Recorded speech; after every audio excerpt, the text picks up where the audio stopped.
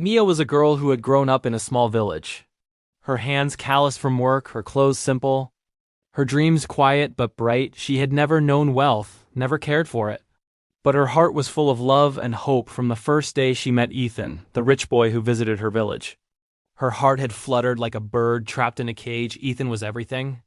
Her world was not tall, confident, handsome with laughter that drew her in and a kindness that seemed to peek through the walls his wealth had built around him. They met by the river one lazy afternoon when he had wandered away from his guards and smiled at her clumsy attempt to catch fish. Her hands had been wet, her dress torn slightly at the hem, and she had laughed nervously. He had laughed too.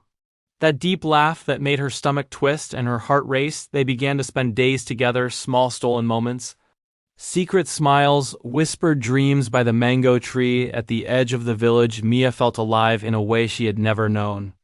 And Ethan seemed to see her, truly see her, beyond her clothes, beyond her poverty, beyond the smallness of her world. But love, even the purest kind, is fragile in a world that values wealth over heart. Soon the villagers noticed the attention, and whispers began that Mia was not suitable for a boy of Ethan's status, that she was poor, unworthy, ordinary, that he should aim higher, that she would ruin him. Her heart ached when Ethan's family intervened, telling him he could not be seen with her, warning him that her world was too small, too common, too flawed. They tried to push them apart.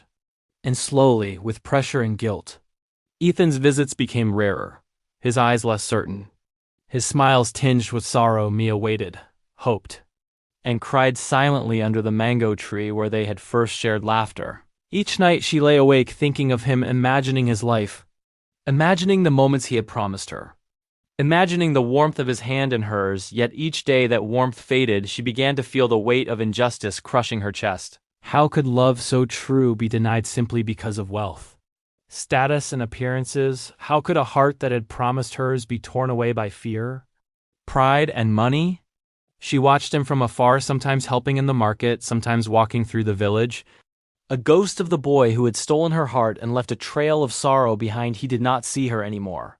Or perhaps he could not fight the chains around him, the expectations, the invisible walls of his wealth. Her tears fell silently, soaking her pillow, her hands trembling from the pain. She could not speak. Her first love had turned into a wound that would not close, a constant ache that gnawed at her heart. She remembered every word, every touch, every smile, and cried for the life that should have been hers, the boy who should have waited, the love that had been stolen before it could grow. She hated the unfairness, the cruelty of a world that measures hearts by gold.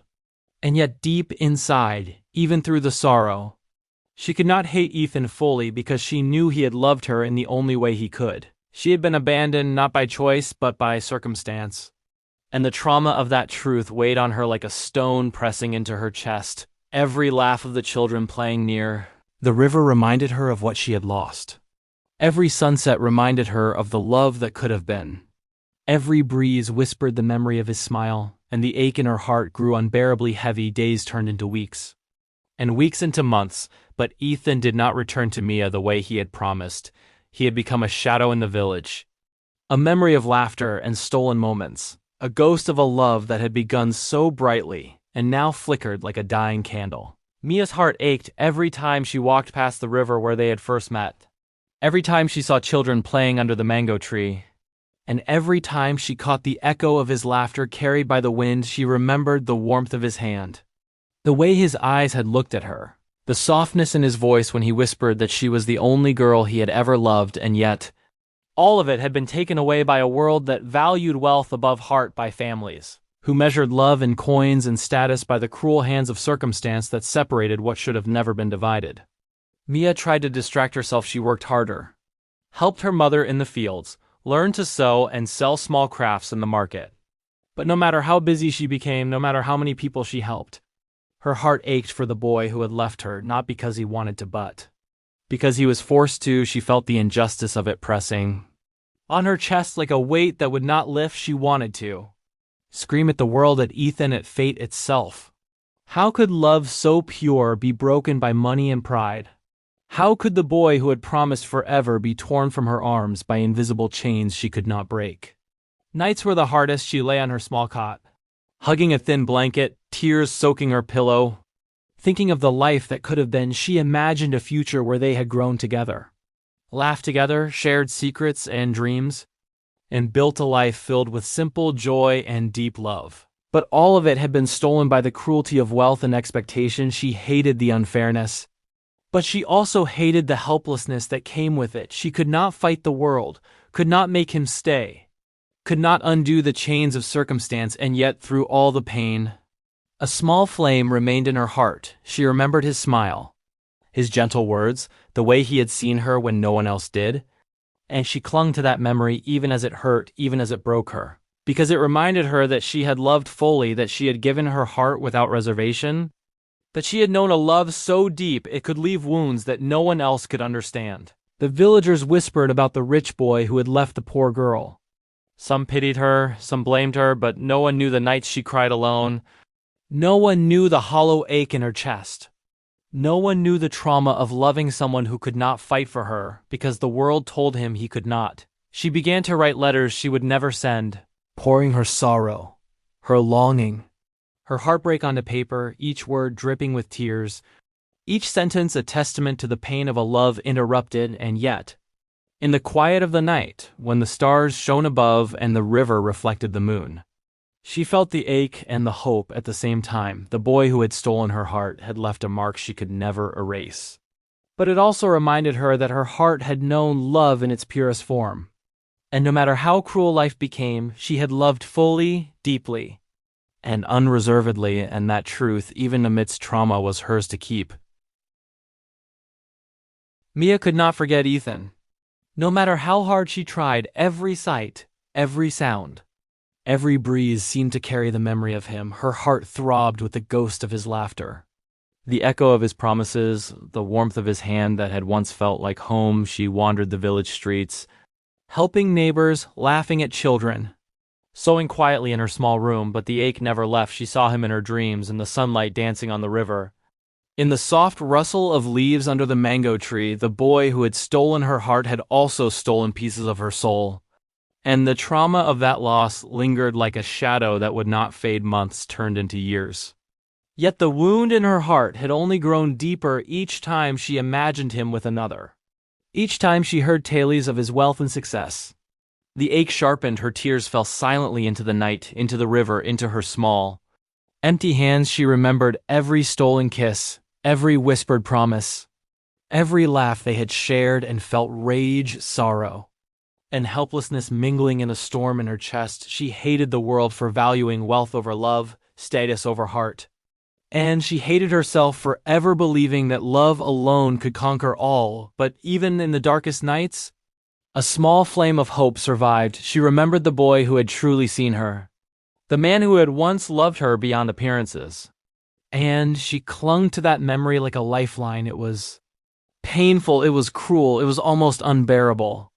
But it reminded her that her heart had known a love so deep it could wound her for a lifetime. And then came the day she heard a rumor, a whisper that Ethan's family had discovered her secretly growing inheritance, that the very thing he had chased and left her for had always belonged to her. That revelation struck her like lightning. Her chest ached, her hands trembled, her tears fell freely as she realized the cruelest irony of all.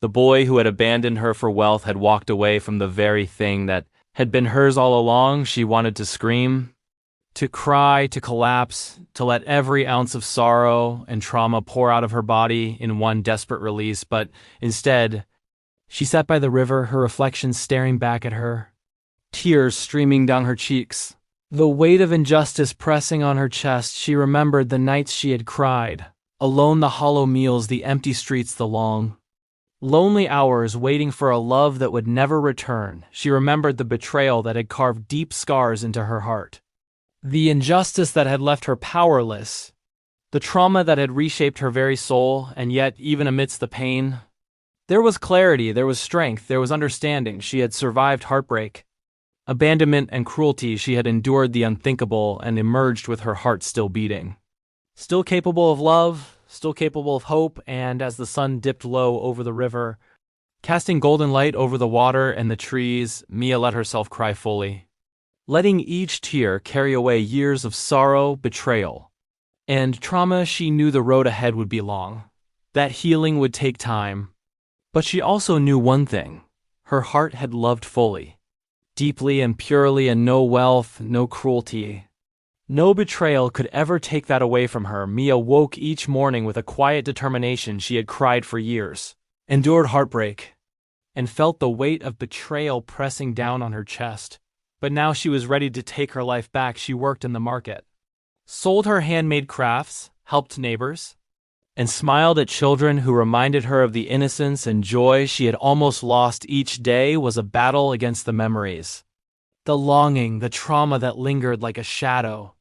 But she walked through it with strength that no one could see. She remembered Ethan, the boy who had stolen her heart and left her behind for wealth. But instead of sinking into sorrow, she let his absence fuel her growth. She reminded herself that she had loved fully, that she had waited patiently, and that she had survived the impossible, the inheritance her father had left her.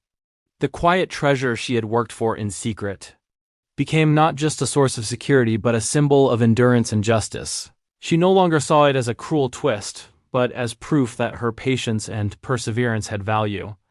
Even when the boy she loved could not see it, she walked along the river where she and Ethan had first met, the sun reflecting gold on the water.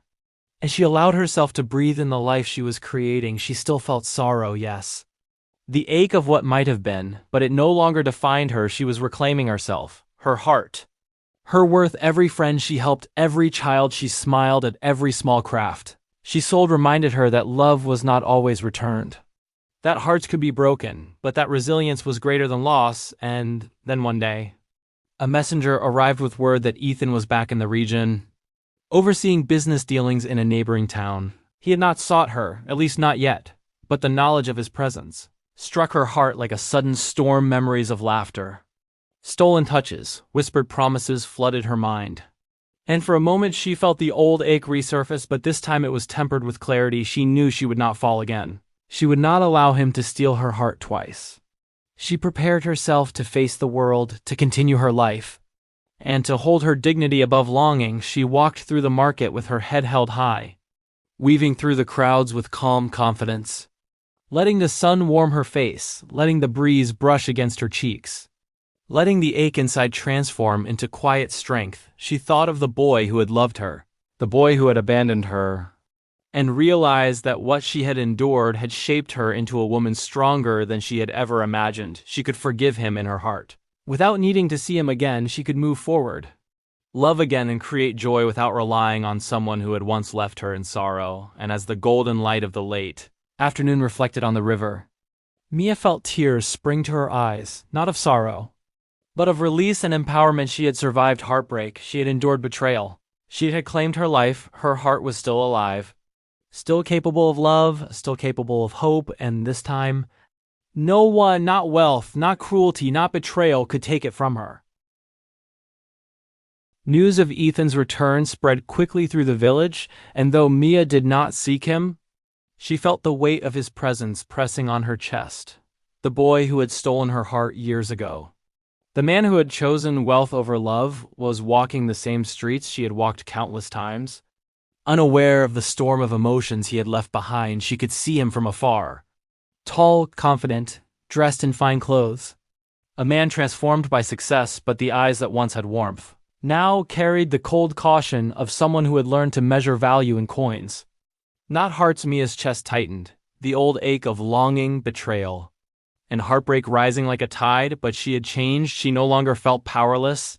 She no longer felt small. She had endured years of trauma, tears, and solitude, and every step she had taken had built a woman stronger than any wealth could create. As she walked past him in the market, their eyes met briefly. His gaze searched hers, perhaps hoping for recognition, perhaps hoping for apology, but she gave nothing. He had taken her first love, abandoned her in sorrow, and now she would not allow him to steal another piece of her heart. She continued walking, her head held high, letting the village and the sunlight witness her resilience, letting the breeze brush against her face, letting the ache inside solidify into quiet power. Later, as she sat by the river where they had first met, Mia allowed herself to feel the mixture of sorrow and triumph. She cried, tears streaming freely, mourning the love that had been stolen, the boy who had abandoned her and the years of longing that had shaped her, and yet she also smiled softly, recognizing that her heart had survived, that her soul had endured, and that she had transformed pain into strength. She remembered every stolen touch, every whispered promise, every moment of joy that had once been hers, and realized that though love could be cruel, betrayal could wound, and life could be unjust, her spirit could remain unbroken. Ethan's footsteps grew fainter in the distance, and with each fading step, Mia felt the heaviness in her chest lift. She did not need his apology. She did not need him to recognize her. She did not need him to reclaim what he had left behind. She had claimed it herself, her dignity, her hope, her heart, her life. She had endured the trauma. She had survived heartbreak, and she had risen above the cruel twists of fate. And as the sun began to set, casting warm golden light across the river and the mango trees, Mia felt tears of sorrow mixed with tears of release. Her heart was alive, her spirit strong, her soul free. She had faced the boy who had stolen her heart and had not broken. She had transformed grief into strength, betrayal into endurance, and heartbreak into the quiet triumph of survival. And though the memory of Ethan would linger, it no longer held power over her. She was whole, she was free, she was Mia, a girl who had loved deeply, endured profoundly, and emerged unbroken. Mia had walked through years of heartbreak, betrayal, and longing.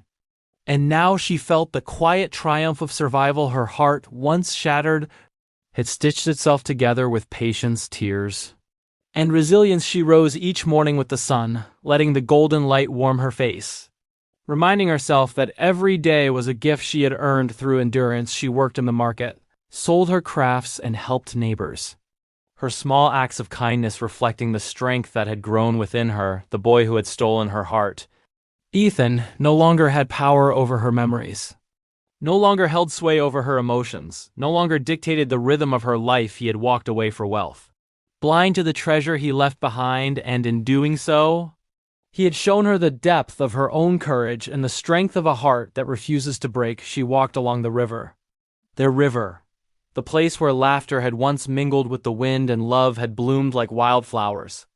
And she felt a profound sense of release. The memories were still there, the stolen touches, the whispered promises, the long, quiet evenings under the mango tree, but they no longer carried the weight of sorrow. They were reminders of what she had survived, proof that her heart could endure even the cruelest betrayal. She allowed herself to cry, letting tears mix sorrow with healing, grief with triumph, sadness with empowerment. Every drop that fell was a testament to a girl who had loved deeply, waited faithfully, and survived the abandonment of the one she had trusted most. And in that moment, she understood that love is not measured by wealth, status, or societal approval. It is measured by endurance, by courage, by the capacity to rise above heartbreak and still believe in the goodness of the world. She had loved and been hurt.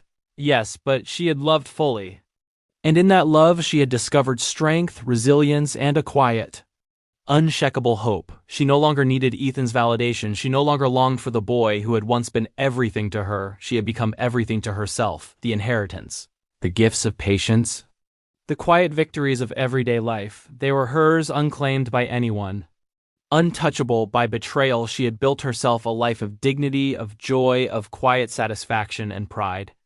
And no wealth or cruelty could take that from her. As the sun dipped below the horizon, casting long shadows across the river and painting the sky in hues of gold and crimson, Mia stood tall. Tears fell freely, but they were tears of release, of closure, of triumph. She smiled softly, knowing that she had endured the impossible, that she had survived heartbreak, abandonment, and injustice, and that she had emerged whole and unbroken. She felt the wind against her face, the warmth of the fading sun, the gentle rustle of leaves above her, and she knew finally that she was free, free from longing, free from betrayal, free from the boy who had once stolen her heart, free to love herself, free to live fully, free to heal completely. And in that quiet moment, Mia understood the truth she had carried in her heart all along.